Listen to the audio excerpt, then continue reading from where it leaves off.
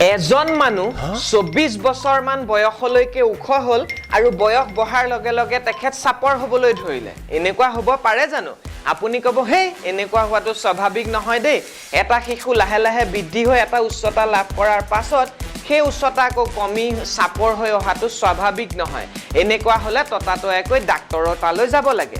এইবাৰৰ বাৰ্ষিক বাজেটখনতো এনেকুৱা এটা অনুৰূপ ঘটনাই প্ৰকাশ পাইছে যিটো বস্তু লাহে লাহে বাঢ়িব লাগিছিল সেই বস্তুটো আকৌ লাহে লাহে কমিহে গৈছে জিএসটি ট্যাক্স কালেকশনৰ কথা কৈছো এই টেবুলাৰ তথ্যখিনি ভালদৰে মন কৰিলে দেখিব যে যোৱা বছৰৰ সেপ্টেম্বৰ অক্টোবৰ মাহলৈকে ঠিকই আছিল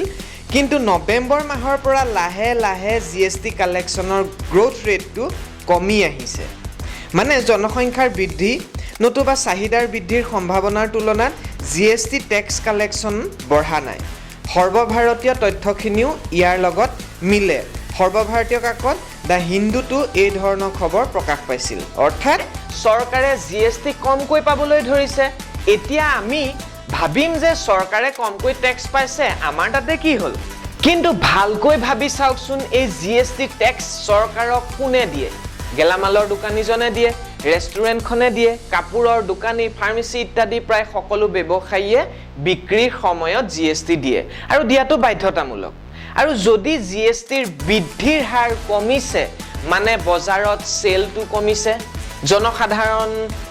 দিনক দিনে বাঢ়িছে সেই অনুপাতে এই সামগ্ৰীবোৰৰ চাহিদা মানে ডিমান্ড বাঢ়িব লাগিছিল আৰু দোকানত সেল বাঢ়িব লাগিছিল কিন্তু জিএসটিৰ হাৰ কমাৰ লগে লগে ধৰিব পৰা হৈছে যে বিক্ৰী বহাৰ সলনি কমিছেহে কিন্তু কিয় কমিছে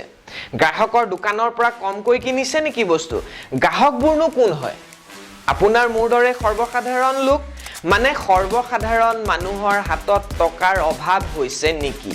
সেইবাবে ৰাইজে যেনে তেনে চাউল দাইল কেটা যিকিটা বস্তু নহলে নহয় আৰু সেইকিটা বস্তুহে কিনিছে নেকি সাবুন টুকুৰা অলপ কম দামী কিনিছে নেকি মুখত ঘহা ক্ৰীম সিম বিলাক কিনা বন্ধ কৰিছে নেকি আপুনি নিজকেও এবাৰ খুধি চাওকচোন আগতকৈ আপোনাৰ ওচৰত থকা টকাৰ পৰিমাণ কমিছে নেকি মানে মাৰ্কেটত টকাবোৰ কমি গৈছে নেকি মুষ্টিমেয় দুজন এজন মানুহে ধনী হৈছে নেকি যদি সেল কমিছে মানে সৰ্বসাধাৰণ মানুহৰ ক্ৰয় ক্ষমতাটো কমিছে মানুহৰ হাতত টকা নাইকিয়া হৈছে টকাবোৰ গৈ গৈ দুটামান ধনী মানুহৰ একাউণ্টতহে সোমাইছে গৈ আৰু এনেকুৱা হলে লাহে লাহে অৰ্থনীতিটো কিন্তু আমাৰ অসমৰ অৰ্থনীতিটো কিন্তু বেয়ালৈ গতি কৰাৰ সম্ভাৱনা থাকে আৰু অৰ্থনৈতিক ক্ৰাইসিস হলে কেৱল গেলামালৰ দোকানী কেজন নহয় কেৱল ফাৰ্মেসিৰ ব্যৱসায়ী কেজনেই নহয় আপুনি মই সমাজৰ সকলো স্তৰৰ মানুহৰ দুৰৱস্থা অনিবাৰ্য সেয়ে